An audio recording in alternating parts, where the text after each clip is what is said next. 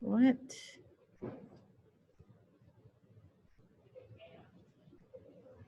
What? I don't understand.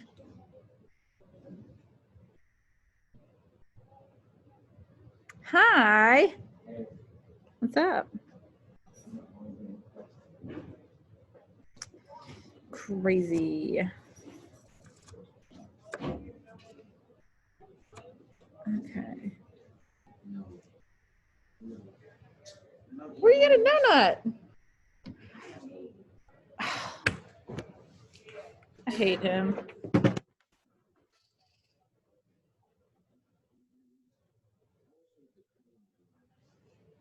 You wish there was cream in there? Oh. Oh.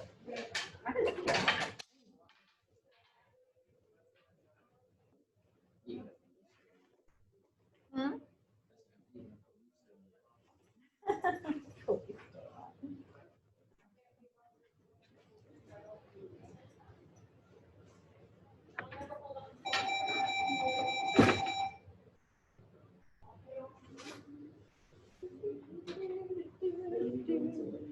We are gonna read something and talk about it, and then I'm gonna let you work on your nature writing.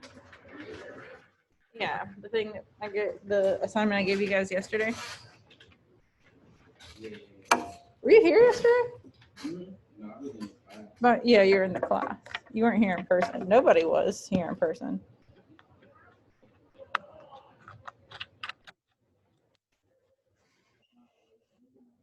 Oh, too many tabs open.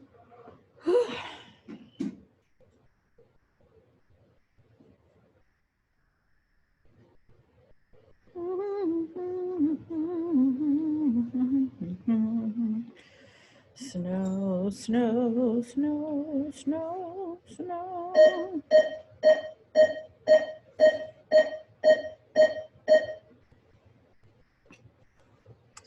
And how long is it? 2 pages. That's nothing. Okay. You having us read too? Yeah, I'm just gonna read it out loud. It's only 2 pages. Well, 2 pages and like a little poem. I suppose everyone can come in now.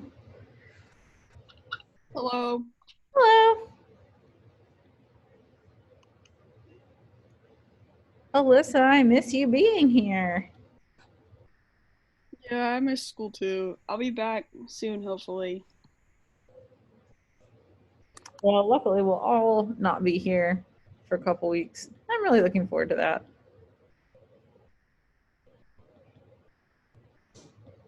Jenny's here, LeBron. We're missing a few people. We'll give them a couple minutes to get here. Go Debbie. Go Debbie. What? Little Debbie. Go Debbie. Is that Genesis? Oh, it says her audio is not connected. She can't hear us.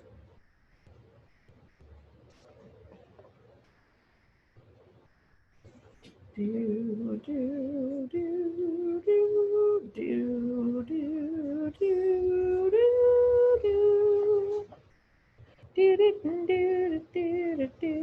do, do. Where are Alexis, Cece, and Cade?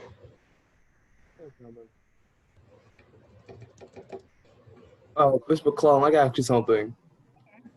All right, when it comes to writing stories, there's one thing that always bothered me. When you try to use time travel and you can't explain it. Oh, that's kind of like the lucky thing in fiction, though, because you can make it work however you want. No, because my idea in time travel is whatever you do to the past will affect the future. Whatever you do to the future will not affect the past or your present. Why is this not letting me connect? God dang it. You know, I know. It's very frustrating. because I don't know, like we're having that debate about that, like, oh, like you go to the future, you affect the past. How? I don't know, man. Like Futurama, they did this. They explained what happened when you do time traveling. I have never seen Futurama. Well, you're missing out. I'm trying to figure out why this dumb thing. Okay, it hasn't been wanting to connect to the screen sound for a long time. And yesterday they told me how to fix it and it worked, but now the way to fix it is not showing up.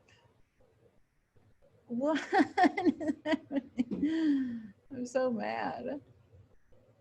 What if we do this? What will that do? Nothing. Absolutely nothing. Oh my God, I'm so mad. AF. You know what? Let me. Wait a minute. That's not what I want to do. Don't save this draft.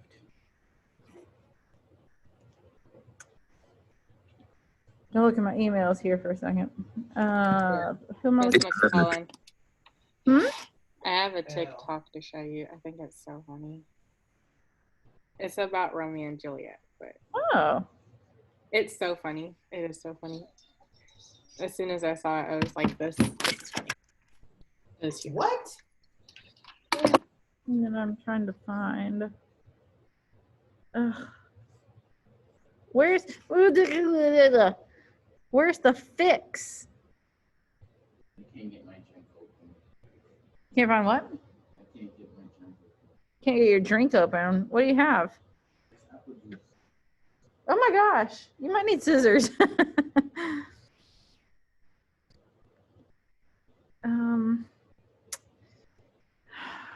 Okay, let me find. I'm sorry, guys. I'm stressed out about this tech issue. Are you ready for it? The TikTok? No, hang on one second. Okay. What happened?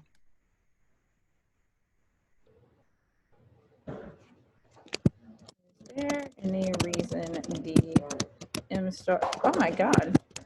I thought there was like a bird in the room for a second.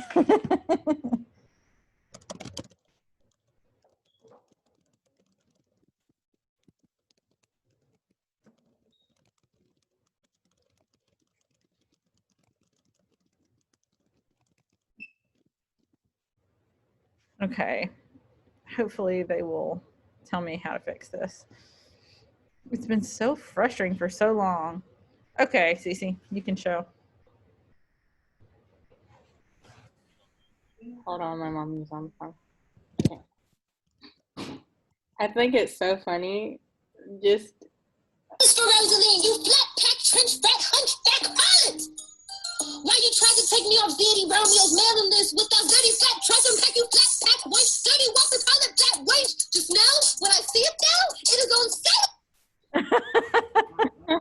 this girl on TikTok does these TikToks of just like modern day Romeo and Juliet, but they're like hood version, and they're really funny.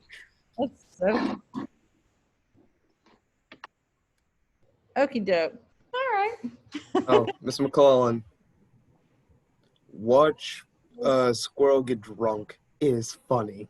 Oh my gosh, that sounds kind of mean. I don't know, the fermented pears. It's funny. Okay. So what we're going to do today is read a short piece that I just uploaded to Canvas. It's it's an excerpt from a longer piece, and that piece is one of the two most famous things to come out of the Transcendentalist era. Sorry.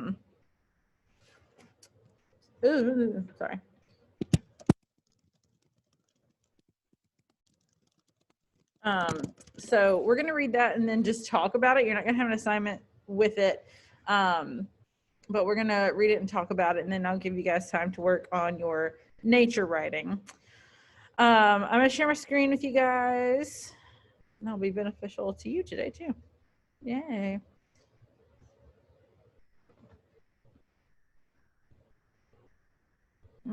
Canvas. Miss McClellan, can you hear me? Yeah. Okay, my thing is completely frozen. Your what? So... Oh, okay, it's back. Oh, okay. Sorry, I'm going to see if that's tech. It's glitching out. Okay, hold on. Registering that it's plugged in. I have to leave and come back because it's glitching out. Okay, that's fine. He just told me to restart my computer in the middle of a class. I'm not going to do that. That's stupid. Okay. So it's this self-reliance excerpt right here, and we're going to look at it. But first, we're going to look at this other thing, because in the original publication, like if you look at the whole thing, not just an excerpt, it starts with this poem. So we're going to read the poem first and just kind of talk about like what it means and what the general gist of it is. And then once we read the piece of the essay, we're going to talk about, why this was a good idea to like lead in to the essay. Are they talking about the same kind of thing? Why would he use this? So the language is not too hard on this one, but if you have questions about what it means, let me know. Henceforth, please God, forever I forego the yoke of men's opinions. I will be lighthearted as a bird and live with God. I find him in the bottom of my heart. I hear continually his voice therein. The little needle always knows the north. The little bird remembereth his note, and this wise seer with it. You know what? I think it's just this first bit, but I'm gonna read the rest of it anyway, just because I'm interested.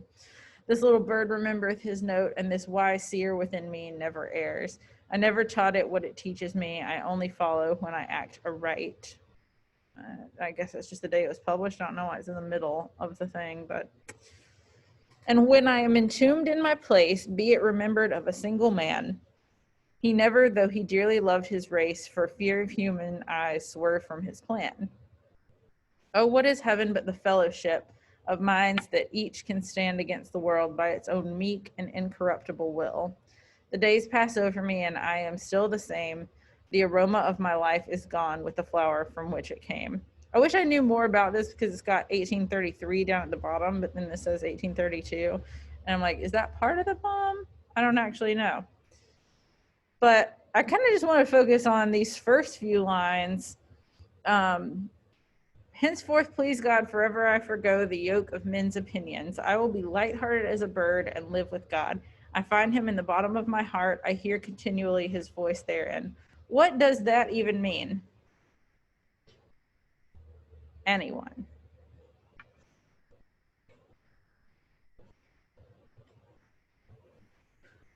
LeBron, you're the poet. You don't know what it means?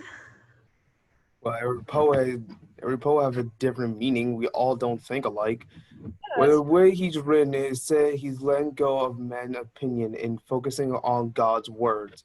That's what I'm getting from it. Yeah, completely right. I kind of like the word yolk in here, not like an egg yolk, like a yoke that you use on cattle to like gather them and like constrain them. When people talk about being yoked, it's like being joined to something. So when he says that the milk, what? shouldn't they use the word I'm being milked instead of being yoked? Being milked? It'd be a pretty different meaning, but Randall's just cracking up. Well, that's just not, that was my opinion. I'm like, hey, shouldn't it be milk instead of yolk? Why? Why do you think that? How does that change the meaning, do you think? Doesn't really change it. It's just I didn't know the word yolk, because when I'm thinking of yolk, I'm thinking of egg yolk. So when I hear the word milk, I'm like, okay, he must be draining him out or getting something out of it. Yeah, okay. Yolk? Yeah. Yolk? You mean yolk? Egg yolk. Yeah, it's spelled differently. Egg yolk is Y-O-L-K. Yolk, Y-O-K-E, means to be joined to something. So I like that he uses that because it's like he's been joined, like can't escape men's opinions for so long, but now he's letting go of that. I kind of like that. This whole poem, or like these first few lines that we're looking at, kind of embody a lot of the transcendentalist ideas that we were talking about. Like obviously shunning what people think, living on your own, being an individual, trying to connect with God. He wants to live with God. And it says, I find him in the bottom of my heart. I hear continually his voice therein. Meaning like God's already a part of you. And we kind of talked about that with the transcendentalist ideas. If we're searching for God, we should search within yourself. So this is pretty characteristic of a transcendentalist. Ooh, how cute! He's so cute. So, Cece, you missed the part where I said the original text. Like, if you look at the whole text, not just the excerpt we're looking at, it opens up with this little bit of a poem. So it's a pretty good like opener for what we're about to read. So I'm just going to open it in my Adobe because it's easier and easier to see. Let me get rid of this. Yeah. So it's pretty short, the excerpt we're going to look at. This is from the beginning. So this is how it starts out. So I'll have some questions about this afterwards. Anybody want to read? I do.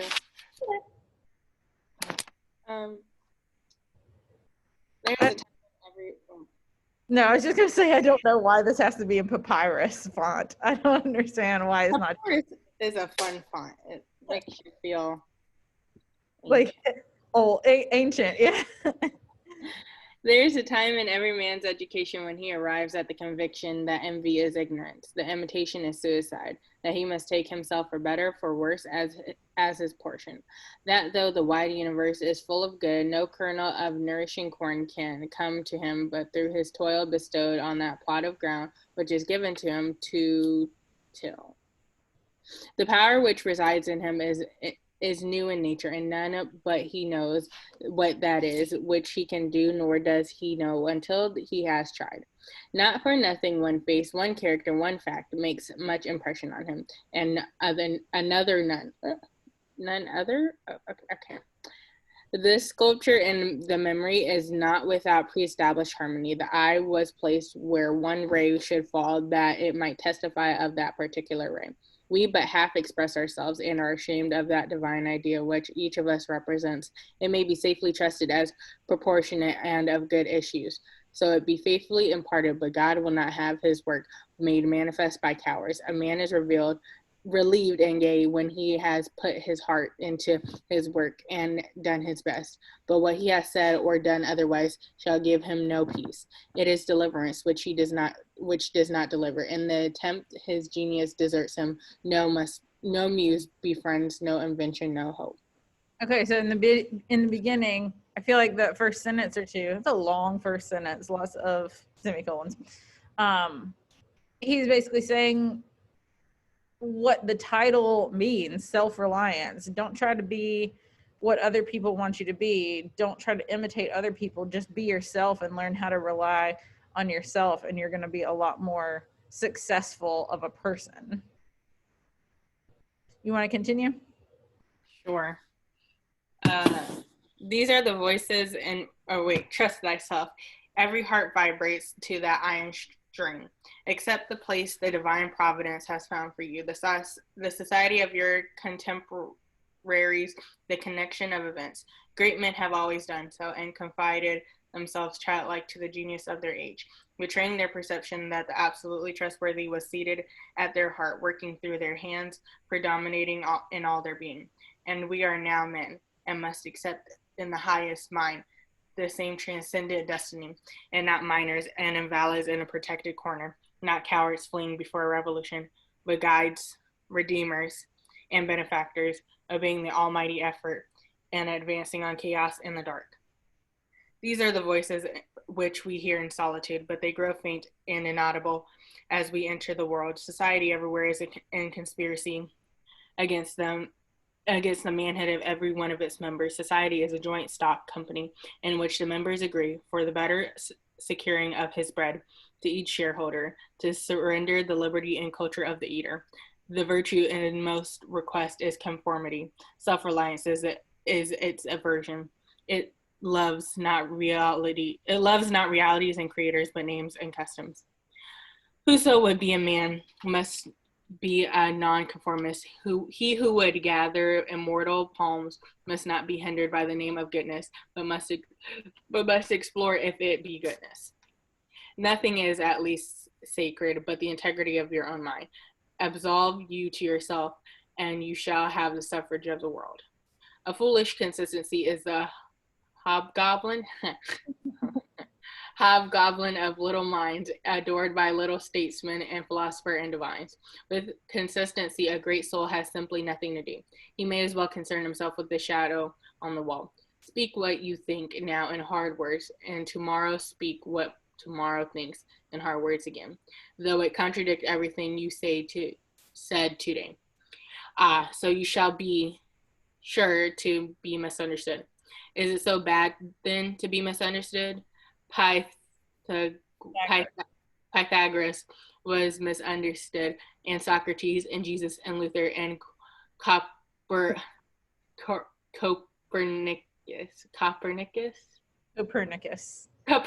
that was my last option, and Galileo and Newton, and every pure and wise spirit that ever took flesh. To be great is to be misunderstood.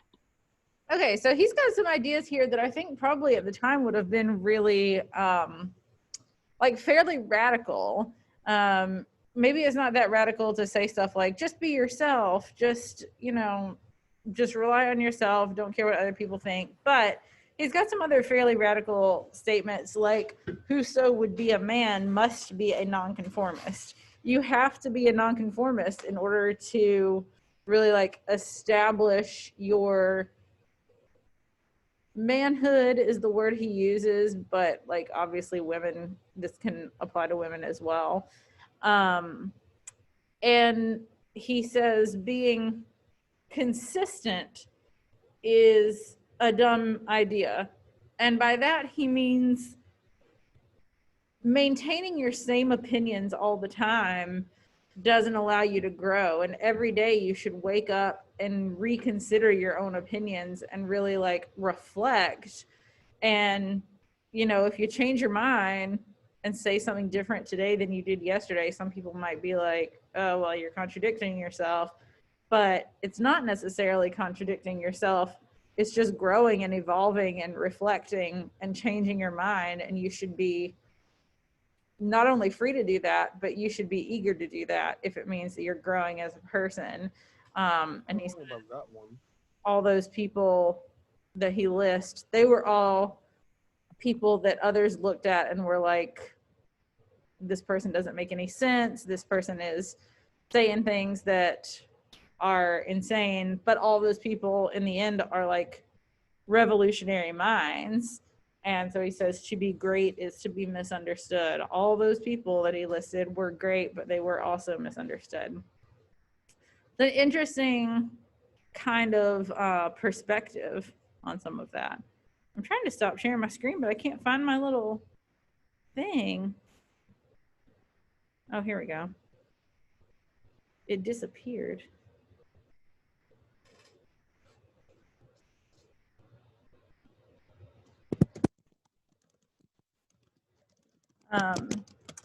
So I just want to like ask a few questions about it. I actually had a list of questions up here. I know I can't minimize Zoom while I'm recording. I've been told. Okay, so first of all, why do you guys think that he chose to put that poem before the essay? Why is that a good kind of intro? To give background. Yeah, to give background, kind of establish sort of what the whole thing's going to be about. It kind of reminds. Theme. What was that, LeBron? I said to give the theme. Yeah, This is the theme. a thesis. A thesis. Yeah. It kind of reminds me of how like in a lot of books they'll have that what do you call it, epigram in the beginning. And like sometimes it's a Bible verse, sometimes it's like a A quote. forward? And what did you say? Is it called a forward? No, I'm talking about like when there's just a page that has like a quote on it, and that's all, and they don't really like explain the quote. I'm actually, Best example, Nightmare on Elm Street. what do you mean? That can't have an epigram. It's a movie. And Like that, it did have an epigram, like literally say in the title, like. Well, in Star Wars, in the floating text. That sort of works. That's credit. I should tell you what happened in the last movie. I'm trying to shoot. This one doesn't have one. Hang on. I have an example.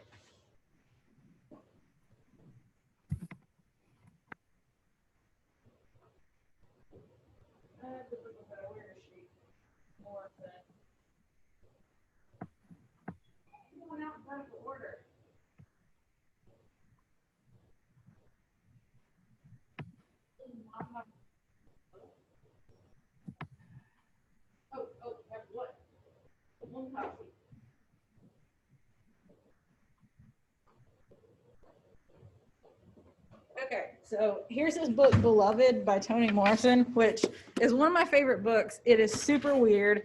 It's like a ghost story and a slave story and a family story all in one. It's super strange, but I love it. And if you haven't read any Toni Morrison, then you certainly should. Where is this? So on one page you have the dedication, and she dedicated this to 60 million and more, which is the estimated number of slaves that died coming here on slave ships. But then the next page, you just have this quote, which is from the Bible. It's not always from the Bible, but I will call them my people, which were not my people, and her beloved, which was not beloved, Romans 9:25. And so obviously you can tell that it has something to do with the book, because the book is called Beloved. It talks about beloved in the verse, but it kind of leaves you wondering, like, why did Toni Morrison pick this particular verse? Like, what does it have to do with the rest of the story? And so I think that's kind of what the purpose of an epigram, to kind of like get you wondering, what does this have to do with the rest of the story? How does it tie in? And then when you look back on it later, you're like, oh, I get it. So I think that's sort of one of the reasons that he chose to do that poem, because it kind of sets up what you're talking about. And once you have read the whole thing, it makes even more sense. Oh shoot. So looking at as much of the essay as we looked at, what does he mean by self-reliance? It's up to you to do what you want to do and not depend on others. Yeah, not depending on others, and even a step further, like not caring what other people think, not caring what other people want you to do, but just like living for yourself. Knock that out. Better, but also questioning yourself, your belief, your idea, your everything. Yeah, exactly. Reflecting on yourself, which is, even if you don't subscribe to the rest of transcendentalism, that's a good practice. Just always, don't get stuck in your opinions. Reflect on them. Think about, like, why do I think the way I do? Is it possible that I'm wrong about some stuff? And be willing to change your mind if you realize that you are wrong. Randall is reflecting right now. Hey Nelson. Hey, Ron. Yeah. I'm not gonna lie, transcendentalism, God, I hate that word. It's a tough word to say. It's not so bad in concept. Thing is, I feel like there's a problem. What's the problem? I don't know. I feel like I don't know. It's hard to explain. Wait, Like, so you got really quiet for a second. Alright. I said I don't really know, but somewhere in my gut tell me like this is not perfect. Does it have to do with like the idea that you're really setting yourself apart from society? Does it seem like it would be hard to fit in? Oh no, that one I already do. So that one I don't mind. Okay. I think it's just to come to God. I think that's the one thing that just caught me. I'm like, huh. Like, do I really need to come to God? Like, do I need that moment? Well, I guess that's Like, for every person to decide. think But one thing to, I think everyone needs to have a come to a higher power moment. It doesn't necessarily have to be God, but they all need to have a come to a higher power moment. Like, do I get to meet the god of wine and excess, Dionysius? if that is what you pray to and believe in, of course, but you need to have a come to a higher power moment at any point in time, whatever you believe. in line with transcendentalism too, the idea that it's not necessarily the Christian God, but they use that word, the oversoul, which is just like the power that's over all of us. And if you think that that's the Christian God, then that's what you're trying to connect to. If you think it's like a tree Agree. God, then I that's have somebody in my family who's doing AA, and so I sit there and listen to the meetings a lot, and they are always talking about a higher power, and the first step is to realize that you are not your higher power, but there is somebody else higher, and it is their time to take the wheel, and it is not your time anymore. okay. I like that idea. What do you say right now? I'm not gonna lie, CC. I do not like that. Having someone else control my decision or let a Well, god. it's not necessarily somebody else. It's everything. I was literally talking to myself earlier about this. It is not our job. We have been put on this earth for a specific reason by whomever you believe in. So it's just fate's choice at the end of the day. So every moment, everything we have done in life has led us up to this moment. Fate And is nothing more you about have to concept. let it happen. You can't just control it, because at first consequences may be good, but at the end of it all, it's not going to end up well for you if you just don't let it happen as it happens. So, Or we might believe that we're not here for any particular reason, that we're just all like wandering around trying not to die, and there's no like bigger meaning, in which case, I guess you would be trying to like just connect to the world and like question your decisions, question your ideas, like what is the purpose of life if we're not here for a reason? Like what's the point of it? And just like reflecting on these kind of big ideas. Yeah, I don't know with that, but I don't know. It's just that moment, like, oh, you got to come to a higher power. How did I know? How about I just like stick you in the don't mortal know. plane? You don't know if you have a higher power, and that's the fun part. That's Yeah. the crap part for me.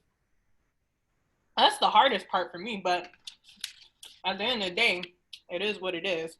We all going out somewhere, somehow. Yeah, no, like CC, I literally, this is my belief. Whatever you do, it's you, and you only have one life. Enjoy, make mistakes, commit a heinous act, commit good acts, I just do made whatever, the best just enjoy life. I will do that, but somebody got to take control first, because I can't do it. I will do that after COVID is over, because COVID doesn't let us enjoy life. Well, you can say, screw COVID, so I'm gonna die from a plague. Well, No, I'm gonna have fun. like, I still want to be alive. No, that just mean because you have to like literally forget death. Like you literally have to. My personal belief is, you understand death and somewhat like it's inevitable. You have to come to terms with that and to just say, well, death's coming anyway, so screw it. I'm having fun. Exactly. Which is why I think Though, I mean, that's a hard thing to just like come to terms with, especially when like people die, and when it's people you love, it's crushing. it's difficult. And then you can't even ask them what it's like or anything. You just have to sit there and just let it happen, which is so I think you just can't stop it. So what? it. But at the same time, like, I feel like it's one thing to be like, oh, like when I go, no big deal. But like when somebody else that you love feels that way, or like you can't really, it is very hard to have that same mindset when you're talking about somebody else. Like if somebody you love dies, you're not gonna be like, well, they were gonna go sometime. No, it's a little bit rude, but you got to keep it to yourself. Yeah, I would. You look at them like everyone else crying, you're not. You just look at them like, well, you lived a good life. See you next time. That's it. It's pretty hard to feel that way. But it's not impossible. Trust me. I believe in reincarnation, so I think my mom has told me, like, if you ever see like a red robin around, it's the spirit of somebody you've loved or somebody who loved you and stuff. So I think that's what helps me come to terms with everything, is that my soul will just be right back wherever. And if I go out, I want to go out and come back as like a fox or like some type of bacteria or something that they just can't get rid of, you know what I mean? Just like so I could, just so I could be here, just see what happens, you know what I mean? Like that'd be so cool. Oh, go ahead. I like that idea though. I'm gonna start looking at red robins a little bit differently. Maybe a robin is one of my grandparents or something looking at me. I like that. I know around the school, after Mr. Benvenuti passed away, I saw a lot of them come around. Aww, Really? those are cute. That's cool. Although I feel like he'd be like, I don't want to be in some freaking bird. Just let me go. I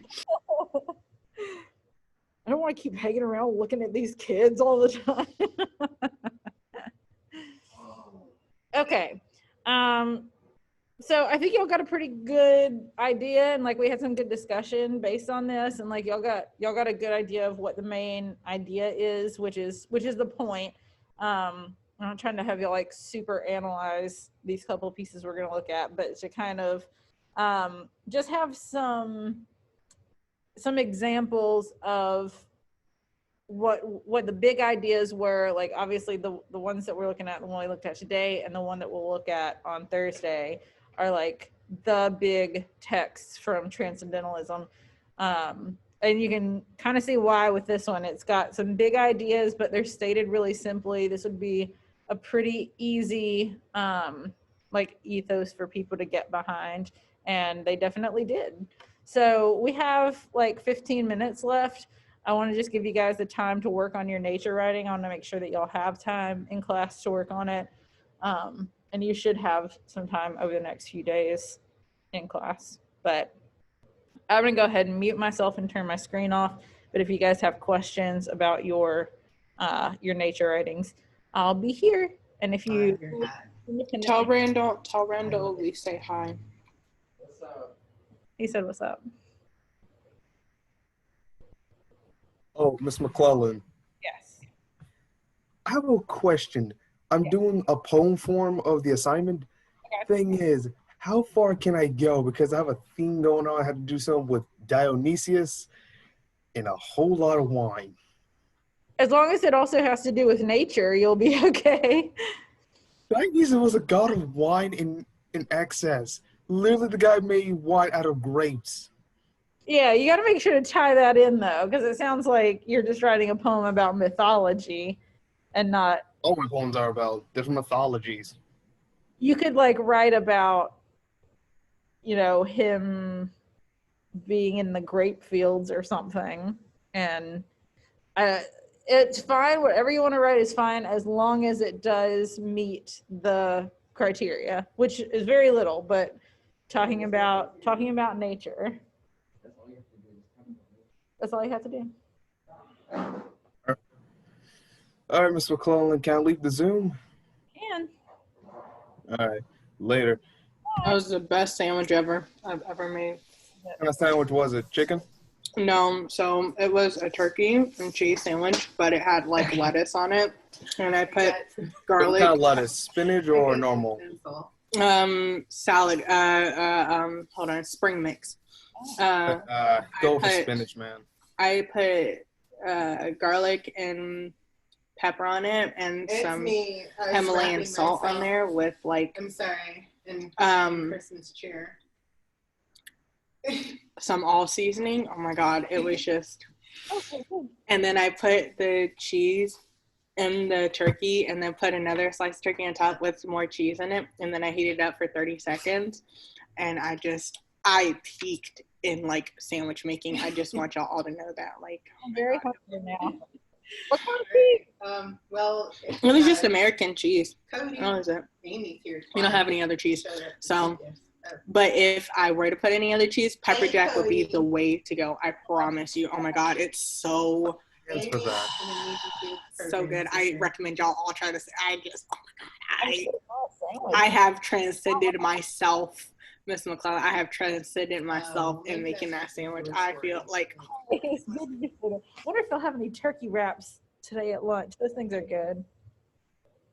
Get those. Got Oh, wraps and they're awesome.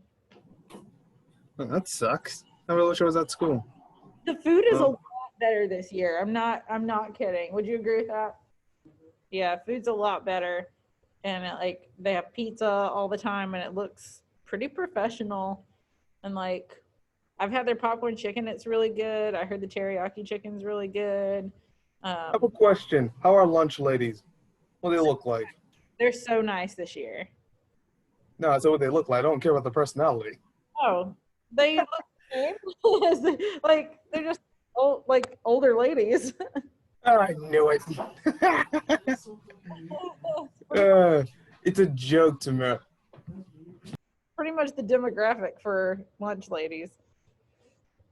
Yeah, just everybody 30 smile, minutes. everybody smile, right?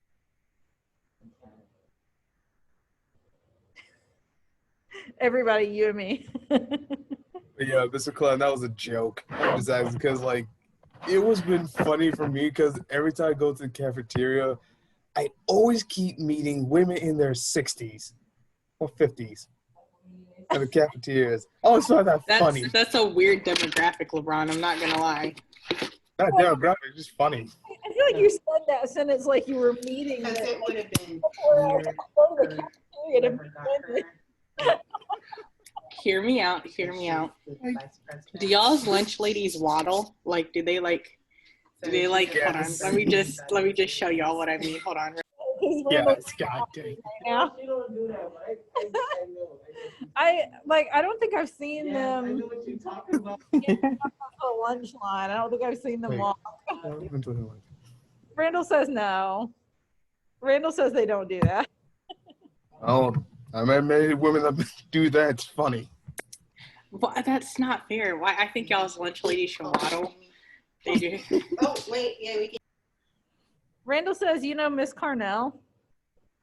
Carnell? Yeah.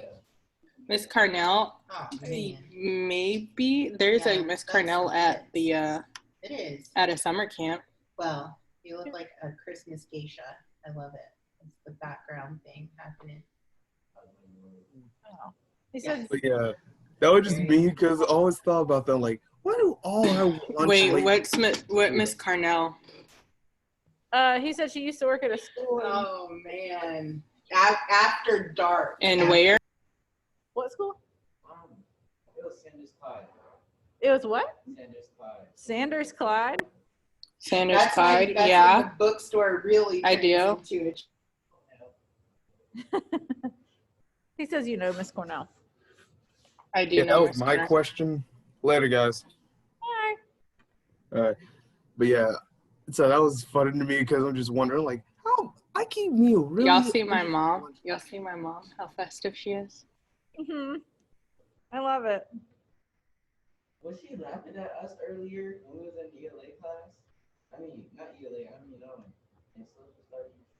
No, It's she wasn't definitely laughing at got y'all. a demographic So they're doing a for it, secret doesn't Santa it? at work, We all seem to be and quite she had got her interested. gift from her secret Santa, and we didn't know who it was, and that's why I said sweet. That's why I said Jesus take the wheel because I didn't know who it was knocking at the door, and it scared me. Touche. And she was at the Yes. door and she was laughing. That's why. Yeah, yeah. No, my mom wasn't laughing at the slavery. Hallmark No. after.